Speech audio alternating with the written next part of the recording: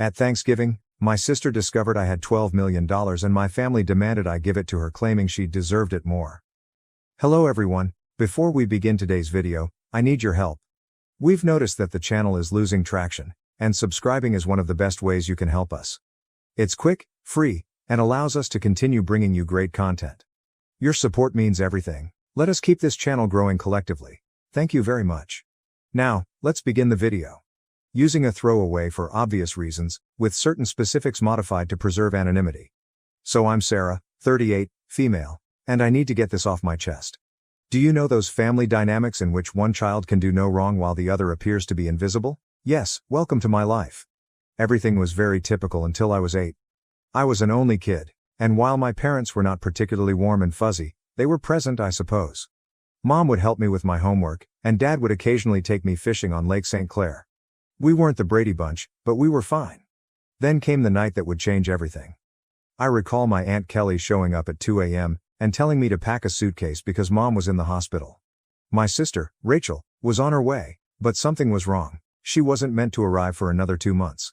The following few weeks were a flurry of hospital visits and hush chats. Rachel was really little.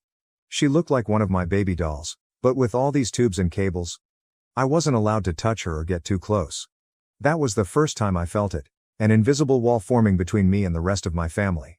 When they eventually brought Rachel home, our house turned into a sterilized bubble. Mom had an obsession with germs. I'm talking industrial strength disinfection throughout, hand sanitizer stations in each room, and constant cleaning. The harsh odor of bleach still causes me distress to this day. But here's the bit that really messed me up. Whenever I showed the slightest symptom of illness, I was whisked off to either Grandma Marie's or Aunt Kelly's house. I mean every time. Sneeze once, pack your bags. A mild cough, you're off to see Grandma. At first, I thought it was enjoyable. Grandma Marie would make cookies, and Aunt Kelly had a fantastic collection of Nancy Drew books that I was working my way through. But children are not stupid. After a while, you begin to understand what is actually going on. You are not being sent away on adventures. You are being handled as a threat. As if your entire existence could damage your beloved sister. I tried everything to gain their attention in a healthier manner. Honestly, everything? Got all A's? Mom would scarcely look up from Rachel's most recent doctor's appointment calendar. Won first prize in the scientific fair with a project about renewable energy. Dad just asked if I could store the display board in the garage since Rachel is allergic to cardboard dust. Is this even a thing? The real kicker came when I was 12. For months, I'd been practicing for the school talent show, teaching myself to perform Bridge Over Troubled Water on the piano. I know it's a little too obvious. Rachel had a 99.1 degree Fahrenheit fever on the night of the show. Guess who did not have anyone in the audience? Meanwhile, 2 weeks later, the entire family, including both sets of grandparents, attended Rachel's 15-minute flute recital, during which she essentially killed hot cross buns. Rachel immediately learned how to use the system. By the age of 7, she had outgrown any real health difficulties, but that didn't stop her from performing. Headache? Must remain home from school. Feeling tired? Someone else, guess who, should perform her tasks. Worried about a test? Mom would literally call the school to have the deadline extended. I began spending more and more time in my room, immersed in books about art history and antiques. It's funny how life works out sometimes. My room became my sanctuary, mostly because Rachel claimed she was allergic to my lavender air freshener, so it was the only place she wouldn't go. Do you know what is actually wrong? When she pretended to be sick, a part of me felt grateful. At the very least, I'd be taken to Grandma Marie's, where someone would ask about my day or be interested in what I was about. Grandma was the one who sparked my interest in vintage jewelry. She had an incredible collection of costume pieces that she let me organize and catalog. I suppose I should have regarded it as prophetic. The worst thing wasn't even the clear favoritism. It was how they rewrote history to excuse their actions. Rachel just needs more attention because she had such a rough start. Sarah's always been so independent. Sarah understands that her sister has special needs. Number I did not comprehend. I was a child who didn't understand why having a good immune system made me less deserving of love. Looking back, I can see how these years shaped me. The persistent message that I was somehow unsafe or inconvenient to be around doesn't just go away. But hey, at least it taught me to be self-sufficient. When no one checks your homework or cares about your triumphs, you quickly learn to be your own cheerleader. High school, the majority of people either loved or loathed it. Me, I regarded it as a ticket out. While Rachel was establishing her drama empire in middle school, I was laying the groundwork for my own escape. And let me tell you, nothing inspires you to accomplish more than knowing that no one will do it for you. Remember how I said I spent hours sorting Grandma Marie's jewelry collection? That taught me a valuable lesson: the need for systematic organization and attention to detail. In high school, I approached everything with the same perspective. My desk at home resembled something out of an organization magazine: color-coded notes, meticulously organized study plans, and everything had its place. Rachel teased me about it, calling me Rain Man. Very great, sis. But here's the thing about being invisible: no one is monitoring your failures or successes. So do whatever the heck you want. I joined every club that would not interfere with my part-time employment at Carson's Diner. Thank you to Carol, the owner, for remembering my birthday when my own parents had forgotten. Debate team? Check. Who is the National Honor Society president? Check. Who is the editor-in-chief of the school newspaper? Check. The debate team was when I truly found my voice. There's something quite rewarding about shattering someone's argument while maintaining complete composure. It also taught me how to negotiate, which I didn't realize at the time but would be useful later. I've won states twice. Rachel had major soccer games, therefore my parents were unable to attend both competitions. She was on the C team, did not even play. The game changer the junior year was when things truly became interesting. I took the SAT and received a flawless score. Not like, oh, pretty good, perfect. I mean, perfect. 1600. You know how many people receive that? Less than 1%.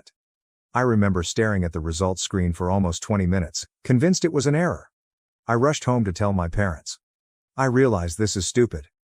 Mom was in the kitchen assisting Rachel with her English homework. The conversation went something like this. My reaction: Mom. Look, I got a perfect SAT score. Mama. That's nice, honey, but can you keep it down? Rachel's trying to concentrate. She has a big test tomorrow. Rachel, you're correct. Yeah, some of us actually have to study, Miss Perfect. She said. Rachel, sweetie, don't stress. You're just a different kind of learner. I still have the hard copy of those SAT results someplace. Never got pinned on the fridge. But Rachel's C+ in English? That infant received primo refrigerator real estate, complete with a "we're so proud of you" magnet. College applications. The college application procedure was interesting. I applied to 15 schools without informing anyone. I wrote all of my own essays, gathered my own recommendations, and handled all of the financial assistance paperwork myself. My guidance advisor, Mr. Chen, was the true MVP. My parents were too busy to help me with the FAFSA, so I stayed late after school. Then acceptances began to arrive. Harvard, Yale, Princeton, Michigan, and each one comes with a scholarship offer. I stored them all in a locked box under my bed, knowing what would happen if Rachel discovered them. They'd suddenly shifted their focus entirely to her. But if Sarah goes to Harvard, I'll be all alone. Or some nonsense like that. The day I received my full ride offer from UMich, Rachel joined JV cheerleading. Guess which one was celebrated with a family feast? Hint, I had microwave mac and cheese in my room while they went to Olive Garden. But, you know what? The scholarship was my golden ticket. Tuition, lodging and board are all included, as is a book allowance. I could finally leave that house, where I was either invisible or inconvenient. The day I received my acceptance package, I went to my favorite spot in the local library, a fourth-floor window seat overlooking the park, and grieved for an hour. Not sad tears. There were tears of relief. When I told my parents at supper that I was going to UMich, they were ecstatic. He said, Michigan? But that's so far. What if Rachel needs you? She replied, I hope you're not expecting us to help with expenses. Rachel's cheerleading competitions are very costly. Rachel is crying. Oh my God, finally. Can I have your room? I need space for my TikTok videos. The summer before college I worked double shifts at Carson's Diner to save money. Carol, bless her heart, always gave me additional tips and made sure I got to take home leftover pie at the conclusion of my shifts. She also taught me a vital skill: how to recognize genuine people in a society full of fakes. Baby, she'd tell me, in diners and in life, the ones making the most noise usually have the least to say. Move-in day at U Michigan? My folks couldn't attend because, surprise, Rachel had a cheerleading competition. Aunt Kelly drove me instead, helped me set up my dorm room, and gave me a $500 envelope. Your Grandma Marie wanted you to have this, she told me. She's so proud of you. Later, I learned that Grandma had been saving that money from her Social Security checks for months. That first night in my dorm room, I promised myself, I was going to create such a wonderful life that being overlooked would be inconceivable. Not for vengeance. Nothing to prove to my family. But what about the 8-year-old girl who used to get sent to Grandma's house for sneezing? College and the beginning of something new. College went by in a flurry of all-nighters, instant ramen, and heavenly independence. I graduated summa cum laude from the University of Michigan. Not that my folks noticed. They were too busy helping Rachel transfer to her third college in 2 years. But this is where the plot takes an unexpected turn. I got an entry-level job at Everett and Phillips Auction House in Detroit. I won't use the real name for obvious reasons, but if you're in the business, you probably know who I'm talking about. A genuine high-end establishment, many old money clients, that type of transaction. I began with their estate sales business, which involved documenting the belongings of wealthy individuals after their deaths. Not exactly glamorous, but it paid the bills. The breakthrough. My first several months were very standard, logging countless china sets, categorizing vintage furniture, and so on. Next followed the Kingston estate. Mrs. Kingston was an elderly widow who had died with no children, leaving behind what everyone assumed was a huge collection of costume jewelry. Rooms filled with the material? This is where those hours at Grandma Marie's came in useful. I'm looking through this stack of jewelry when something catches my attention. It's an Art Deco brooch. Nothing really showy, yet something about it felt different. The weight was unsuitable for costume jewelry. The clasping mechanism was far too complex for a copycat. I believe I spent my whole lunch break that day researching old jewelry markers and signatures. I ended up staying late at the office to use the company's membership to several antique jewelry databases. The more I looked, the more certain I got that this was not costume jewelry. It was the real stuff. Problem was, I was the new girl. Nobody would believe me if I claimed we had a potential treasure on our hands. So I did what the debate team taught me. I meticulously prepared my argument. I spent 2 weeks during lunch breaks and evenings learning everything I could about Art Deco jewelry authentication. I even used some of my pitiful excuse for savings to pay for an online gemology course. Finally mustered the guts to approach my boss, Mr. Harrison. I brought the entire presentation, which included comparative images, historical documentation, and the works. The conversation went something like this. My response: "Sir, I think we might have something significant in the Kingston collection." Harrison, scarcely looking up from his phone, says, "Sarah, we've already cataloged those as costume pieces." You are correct. I know, but look at these makers' marks. They match perfectly with Cartier's 1925 signatures. Harrison, finally paying attention. Where did you learn all of this? My reply was, I did some research. Long story short, the costume brooch sold for $47,000 at auction. It turns out that it was part of a limited collection created for some European set in the 1920s. But here's the real kicker. Harrison started to trust me after that. He began giving me other artifacts to authenticate. Suddenly, my pointless pastime of sorting antique jewels acquired real significance. I devoted myself to learning everything I could about vintage jewelry. I took every online course I could afford.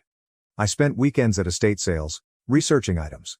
Even began a small notepad to document various authentication procedures. My apartment looked like a jewelry scholar's fever dream, with walls covered with printouts of vintage hallmarks and certification guidelines. The auction house started getting results. I was discovering important items that others had overlooked, developing contacts with collectors, and knowing the market. My commission checks became larger. For the first time in my life, I was not simply surviving, I was also saving money. Family? Still remarkably uninterested. At Sunday dinners, which I still went to like a fool, the discourse went like this. Mom. Sarah's still at that antique shop, right? This is me. Auction house, and yes. Actually, I just authenticated a rare Tiffany piece. Rachel interrupts. Oh my God, speaking of jewelry. You guys have to see this charm bracelet I bought at the mall. But I didn't care anymore. For once in my life, I had discovered something wholly mine. Something I was actually excellent at. Something unrelated to being Rachel's sister or family disappointment. The Rothschild collection. Then came the Rothschild collection. This was about 2 years into my employment at the auction business. A massive estate. Old money family. There's a lot of buzz in the industry. I was part of the team that cataloged their jewelry collection. And that's when I noticed it. A fairly commonplace Art Nouveau piece that everyone else had missed. I spent 3 days investigating it. I barely slept. It turned out to be a piece from a famous French jeweler's private collection, which was supposed to have been lost during World War II. When it sold at auction for $238,000, Harrison summoned me to his office. I believed I was being promoted. Instead, he said something that completely changed the situation. "Sarah, you're wasting your talent here. You should be running your own authentication business." Initially, I shrugged it off. Me? Start a business? With what money? However, the notion took root. I began doing modest freelance authentication projects on the side. Word spread that I had a terrific site. Private collectors began contacting us directly. One night, I was sitting in my modest apartment, surrounded by jewelry manuals and authentication tools that I had gradually accumulated, when I had an epiphany. This is something I could actually do. I could create anything on my own. So I did what any reasonable person would do. I took out a large debt against my car. I emptied my savings account. I rented a small office space in a less desirable area of town. People believed I was insane. Perhaps I was. I transformed a storage room above a Chinese restaurant that was about the size of a college dorm room. The rent was low because it always smelled like Kung Pao chicken, and the Wi-Fi only functioned if you sat in the corner by the window. But it was mine. The struggle. The first few months were interesting, and by interesting, I mean scary. I'd awaken at 4 a.m. with cold sweats, calculating how many months till my savings ran out. Loan payments felt like a rope around my neck. My office furnishings comprised of, I purchased a card table from Goodwill. A chair I literally found on the curb. Don't worry, it was thoroughly cleaned. However, in the world of high-end jewelry, reputation and contacts are everything. And my experience at the auction house provided me with both. I started small by doing authentication work for local antique dealers. My fees were lower than the larger organizations, but my attention to detail was becoming known. Word spread. 6 months later, a watershed moment occurred. A dealer I had dealt with at the auction house inquired about a collection of Victorian-era brooches. The owner requested confirmation before selling. It turned out to be a massive collection, with pieces from 3 generations of families. I worked on it for 2 weeks straight, rarely sleeping and documenting everything. I discovered 2 extremely rare pieces that had been misinterpreted as later replicas. The owner was so delighted with my detailed analysis that she not only paid my fee, but also offered me a 10% commission when the piece sold. Was that a commission? $86,000. More money than I had earned in the preceding 2 years combined. Suddenly, my phone rang. A lot. Private collectors have heard about my knack for finding missed pieces. Estate lawyers seeking advice on inherited jewelry. Even my previous auction house began sending me authentication work. I'm quite sure Harrison was secretly helping spread the news. Thanks, boss. Scaling up. By year 2, I'd hired my first employee, Jenny, a fresh gemology graduate who reminded me much too much of myself at that age. She was extremely intelligent, yet she was neglected since she was quiet. She is now my head of authentication and is well worth her weight in gold. The firm expanded quicker than I could have predicted. Moved to a proper office downtown. Goodbye, Kung Pao chicken odor. Created a team of specialists. I've earned a reputation for finding misplaced items. You wouldn't believe how many important historical jewelry items get misinterpreted as costume jewelry in people's attics. Keeping it secret from my family. However, success came with its own set of obstacles. The bigger we became, the harder it became to keep it a secret from my family. They still thought I worked in an antique shop. Rachel would make these sarcastic remarks during family dinners. Rachel asks, "Sarah, I have some old jewelry I was going to donate to Goodwill. Maybe your little shop would want it?" Me, having just authenticated a $1.2 million Fabergé item that morning. "Sure, I'll look into it." Mom continues to introduce me to everyone as my other daughter. She works with old jewelry or something. Meanwhile, I was quoted in Forbes, luckily under my company name, and we had recently built our 3rd office.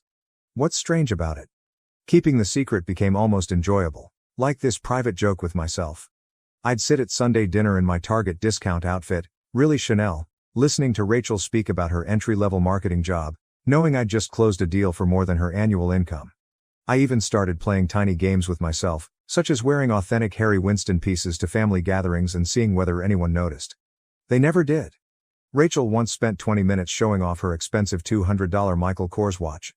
I was wearing a vintage Patek Philippe that cost more than her automobile.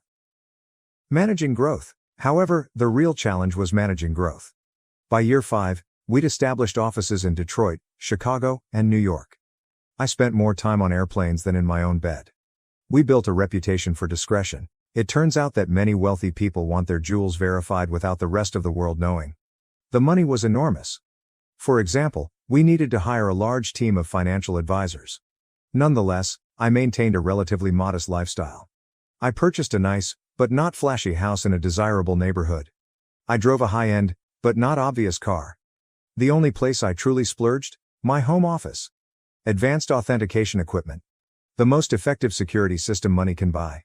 A custom-built vault to make Fort Knox envy. What's with the irony? They believed I was being frugal by aiding them. Mom would remark things like, "It's so sweet of Sarah to help out. She must be eating nothing but ramen to manage it." Meanwhile, I had just validated a collection, which earned me a commission greater than their mortgage. You know what's strange about success?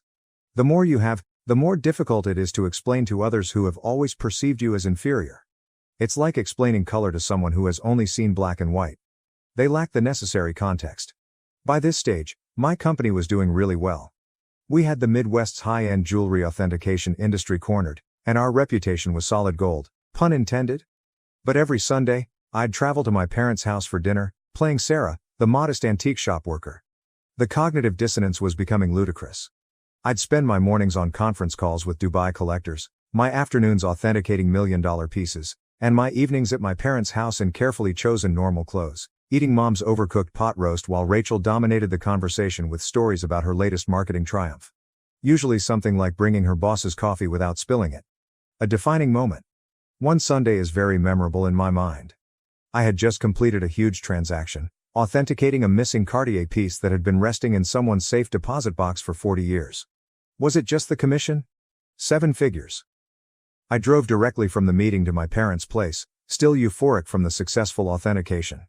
She said, "Sarah, honey, is everything okay? Your clothes are looking a bit worn."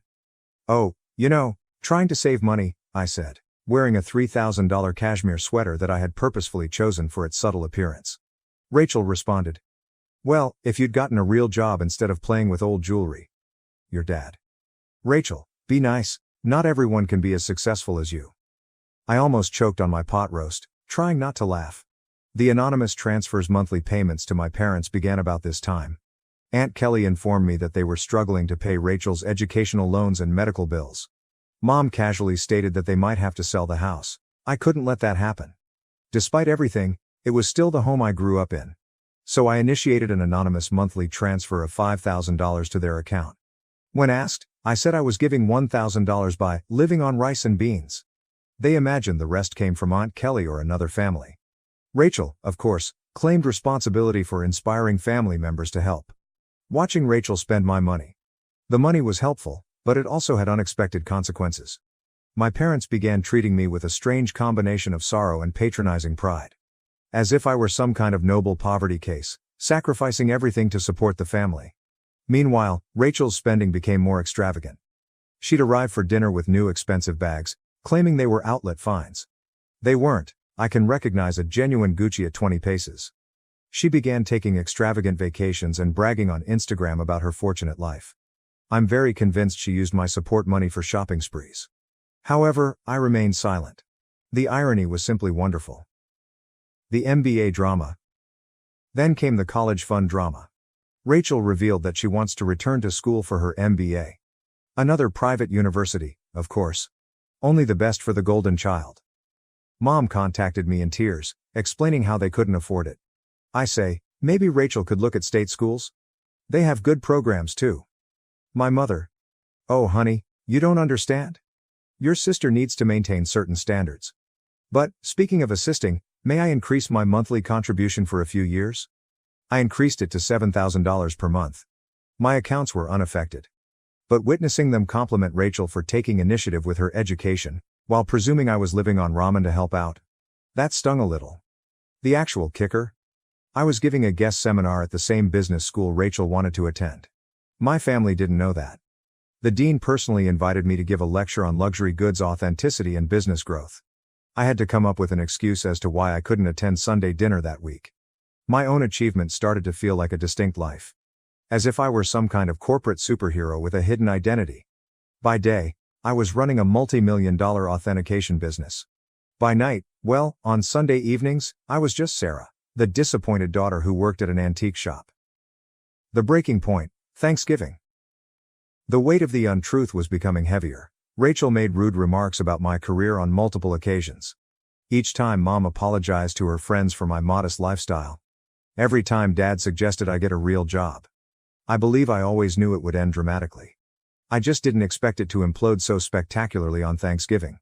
It began 2 weeks before the holiday. Mom called, weeping about her back discomfort.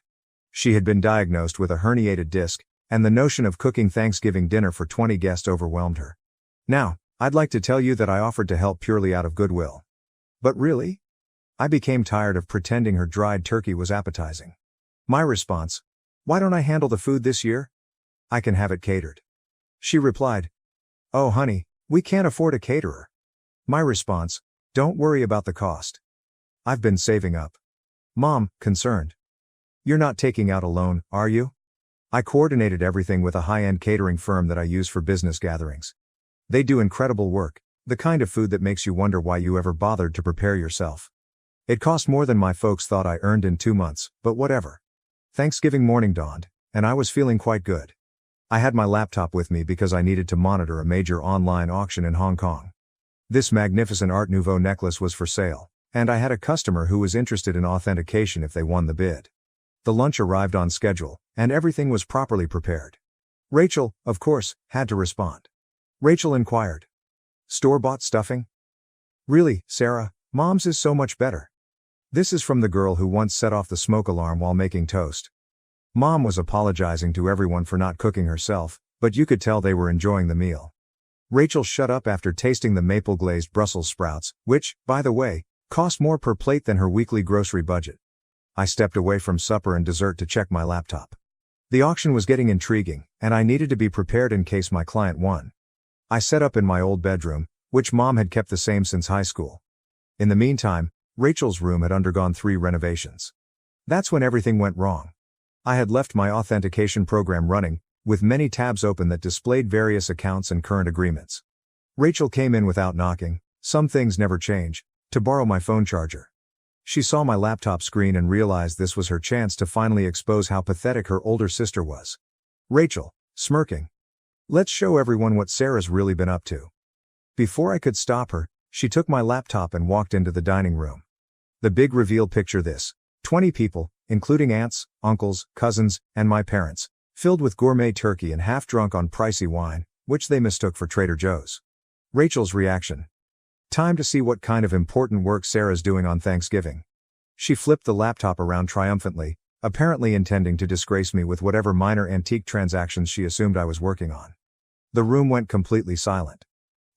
You could hear the fancy clock I got Mom for Christmas ticking silently. She believed it was a reproduction. My screen displayed, current account balance, $12.4 million, pending authentication contract, $485,000. Recent transaction, $1.2 million, Hong Kong auction, company's quarterly profit report, $4.2 million. Rachel's face shifted through 5 different emotions in 3 seconds. The final one landed somewhere between astonishment and nausea. She actually swayed slightly on her feet. Rachel whispers. This cannot be right. She said. Rachel, honey, what is it? Rachel, voice cracking. She's rich. Sarah's rich. Chaos ensues. If it was possible, the hush deepened even farther. Then Mom began giggling, really laughing. She said, don't be silly. Sarah works at that little antique shop. I rose up carefully, straightening out my basic cashmere sweater, which cost more than their monthly mortgage. Me? Yes. Actually, Mom, I own one of the largest jewelry authentication companies in the country. For years. Those antique shop comments? I authenticate pieces worth millions. That little business you never asked about? It has offices in 3 cities. Dad choked on the liquor. Aunt Kelly dropped her fork. Uncle Mike began coughing terribly. Then Mom's laughing transformed into something else. Her face turned red, then purple. She stood up so quickly that her chair tumbled over. Mom screams, you have millions, and you let us struggle? My response. Struggle? I send you $7,000 every month. She replied. While sitting on millions? Your sister has student loans. So there it was. Instead, Congratulations. Not. Wow, we're so proud. Just outraged that I hadn't given them more money. Rachel began to cry. Surprising, I know. Sobbing about how she deserved to know, and how I had betrayed the family. Dad joined in. My dad. How could you be so selfish? We're your parents. We raised you. That was when I lost it. Years of being disregarded. Years of dismissal. Years of being considered as a family disappointment. Everything poured forth. My response. Raised me? You shipped me off to grandma's every time I sneezed. You missed every achievement, every award, every milestone, because Rachel might feel left out. You never saved a penny for my college but took out loans for her private school. And now, you're mad that I built something for myself. The following 5 minutes were chaotic. Mom screamed about family obligations. Dad is yelling about ungrateful children. Rachel alternated between sobbing and demanding to know just how much money I had. Meanwhile, the fancy catering team attempted to serve dessert while seeming exceedingly uncomfortable. I grabbed my laptop, took my Hermes bag, which Mom had previously commended as a nice replica, and walked out. Behind me, I could hear Mom discussing how to spend my money, something about Rachel's MBA and a new car. As I went home in my sensible automobile, a limited edition BMW, my phone started filling up with texts. The family group chat burst. Rachel began posting on Facebook about hidden family wealth and selfish siblings. The aftermath. The days after Thanksgiving were like watching a cyclone hit in slow motion. Except that the hurricane represented my family and the debris symbolized my sanity. Let's start with SMS messaging. Within 1 hour of leaving supper, my phone had 47 missed calls. More than 200 messages. Mom followed this intriguing progression. 7:42 p.m.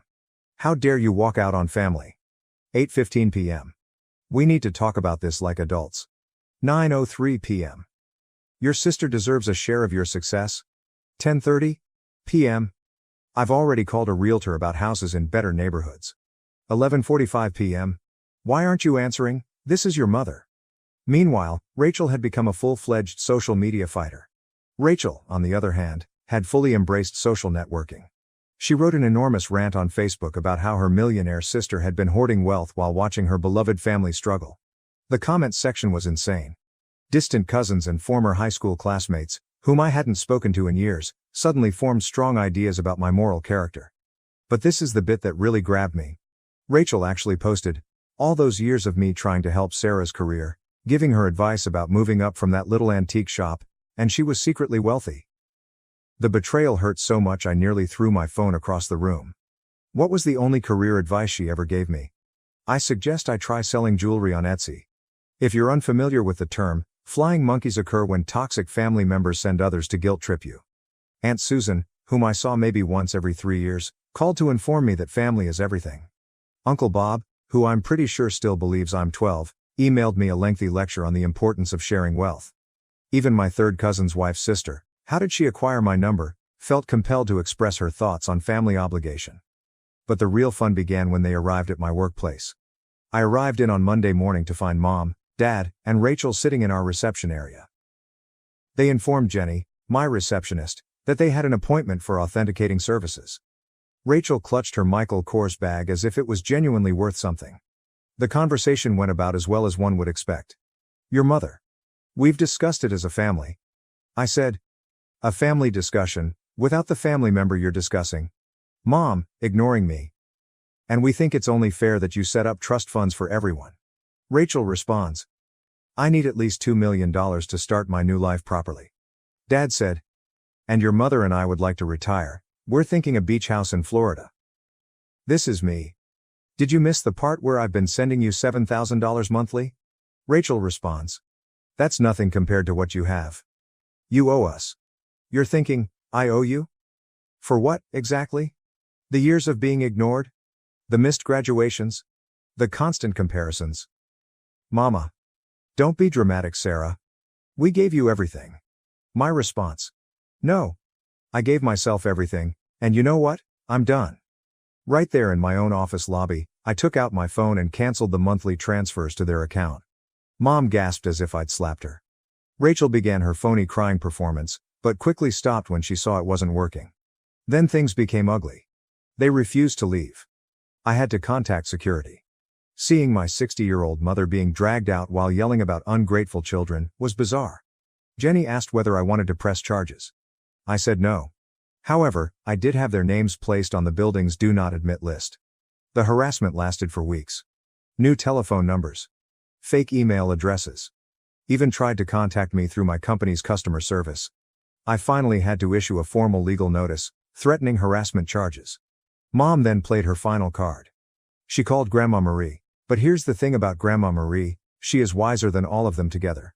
How did she respond? Good for Sarah. About time someone in this family succeeded on their own terms. Mom did not speak with her for 2 months after that. It has been 6 months since Thanksgiving. I relocated to a new home, with better security. I changed all of my numbers. What about the company? We are doing better than ever. It turns out that my family problems attracted several high-profile clients who respected my caution in the circumstance. Rachel continues to write passive-aggressive updates about toxic wealth and family betrayal. According to what I've heard, she is beginning her own jewelry authentication firm. Good luck on that. Mom and Dad finally stopped trying to contact me when my lawyer wrote them an official letter outlining how the harassment charges would affect their lives. They're now informing everyone that they never wanted my money anyway, and that they're praying for my salvation. What's the best part? For the first time in my life, I feel liberated. No more Sunday dinners full of sly insults. No more downplaying my accomplishments to spare their feelings. No longer financing for the Rachel show. My therapist believes I am finally establishing healthy limits. I say, I am finally living authentically. So, that is my story. Reddit? Thanks for allowing me to share it. Special thanks to the catering firm, who sent me a Christmas letter stating that the Thanksgiving meal was the highlight of their year. Edit, responses to common questions. Yes, I am still in treatment.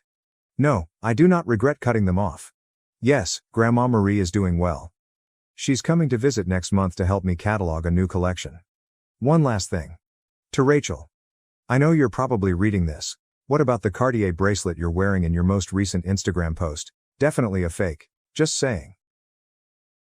Thank you for watching. If you haven't subscribed yet, please do so and hit the notification bell to stay updated with more shocking real-life stories happening around you.